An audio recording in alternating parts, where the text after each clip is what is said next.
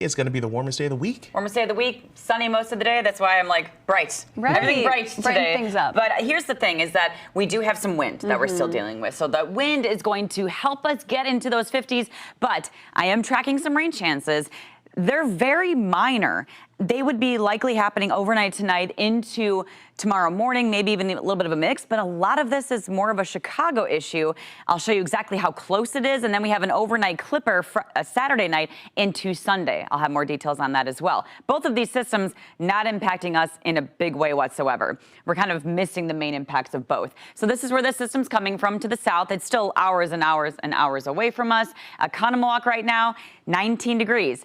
I want to show you these temperatures and the chills because it is cold this morning, but you won't need the layers probably at all as we go into this afternoon. A live look here in Brookfield. That sun is starting to come up. We'll have it most of the day today. Temperature near 20 degrees. And in Milwaukee right now, it's not that breezy, but that wind will be picking up.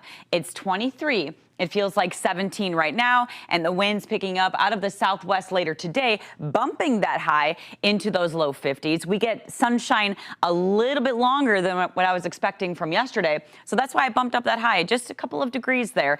If we do hit 53, that would tie a record set back 36 years ago, back in 1988. But still, kids, as you're going to the bus stop today, you still need a jacket. It is definitely chilly out there this morning. We still have some gusty winds on Friday, and then Saturday, winds out of the southeast about 10 to 15 miles an hour. Speaking of going into the weekend, Friday, a small rain chance, and the weekend, it looks pretty okay. We have a clipper system on Saturday night, but it really looks to miss us for the most part. Let's talk the first one. The combination of a cold front and the area of low pressure, they're kind of like battling it out. And at this point, the cold front's winning. That low gets kind of squished down to the south. And because of that and a drying northeasterly wind should help to keep most of the rain chances out of Milwaukee. In fact, I think it just impacts areas right near the state line. So kind of a not a big deal kind of system. Now we go to the weekend and we have a clipper. That clipper is likely going to impact areas stretching through Green Bay. But again, we have a wind off the lake, and that actually is a drying wind. So I don't see a big opportunity for us to have impacts out of that system either.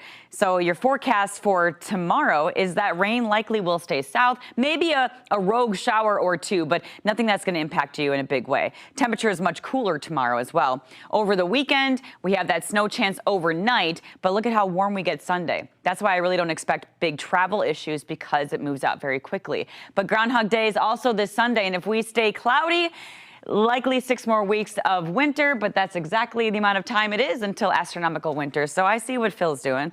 I see he's trying to play the system a little bit. We are heading into a cooler and more active pattern. So as we go into February, just get ready for some cooler temps. No more of these 50s. We have that today, and then we will cool down as we go into next week.